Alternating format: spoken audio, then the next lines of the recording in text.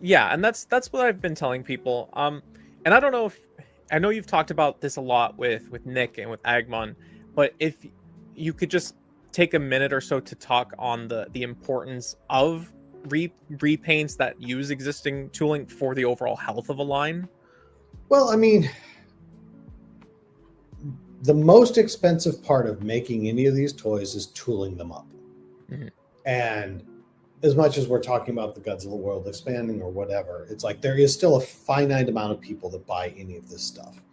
So we use it the same general number we were using earlier. We say it's 1,000 people.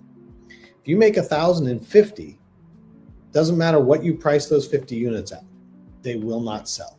Yeah. They just don't. And so you've got to amortize, which means divide. Most everybody knows that. What am I saying? Like, we're all adults here. You know what? If you're watching this channel, you know what he's talking about. You know what amortizing means. So amortizing tooling is the biggest hurdle to get anything made. You know, then you're getting into. So whether I make 1,000 or I make 10,000, my plastic cost, it'll change some, but it doesn't change demonstrably. It doesn't go radically different, right? So it's really all about amortizing the tooling.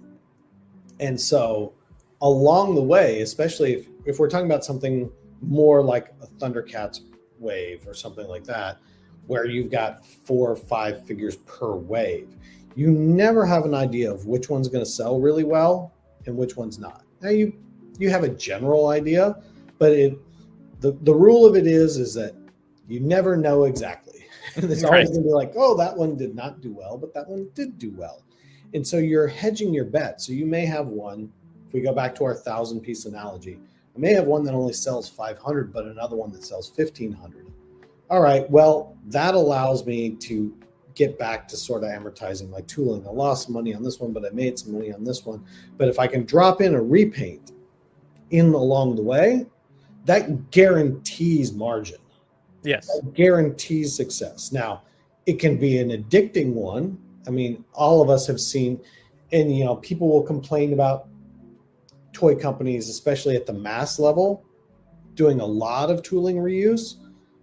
But the toys that you buy in mass are usually cheaper than the ones you buy online at collector-driven shops. Right. And so to get that price that you're getting there, they're having to plan for tool reuse.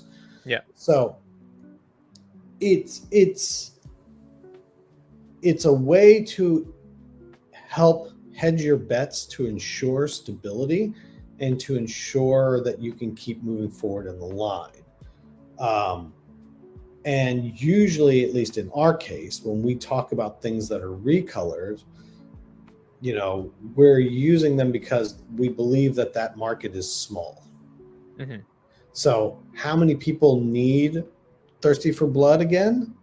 Well, Thirsty for Blood on the secondary market's high, but if I made 500 more or 1,000 more, maybe there's not actually that many people looking for it. So what is that equilibrium?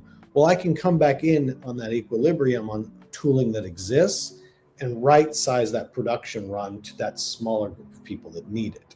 Mm-hmm. And, where with that Burning Godzilla, that was more like it's sort of almost, we're still making it available and making it in stock. I'm not trying to make it as a production run. Yeah. And with Century's End, once again, you're back to that moment, that scene. We should be, but we are making new tooling. That's all new chest parts. That's new back parts. That's new internal parts. That's new blasts and blade. There are new parts involved. But most companies have a strategy of if there's a place for some repaints and recolors, it really helps us guarantee the unknown demand that's in the future. Yeah. Because that's an already proven formula, figure. If that makes any sense at all. Yeah, that makes sense to me. I've talked about it on my channel quite a bit, but it's always nice to hear it from somebody who's running this business. If we use Thundercats as the example, because that's, hopefully anybody watching this, if you don't know Thundercats, look it up. But the main character is Lion-O. The main villain is Mumra. I don't care what figure you make in that line. Lino is always going to sell 3, 4, 6, 10 to 1 of whatever that character is. It can be the 19th recolor of Lino. It will still sell better than this figure that's never been made before from the background of the character. And it's just the same thing.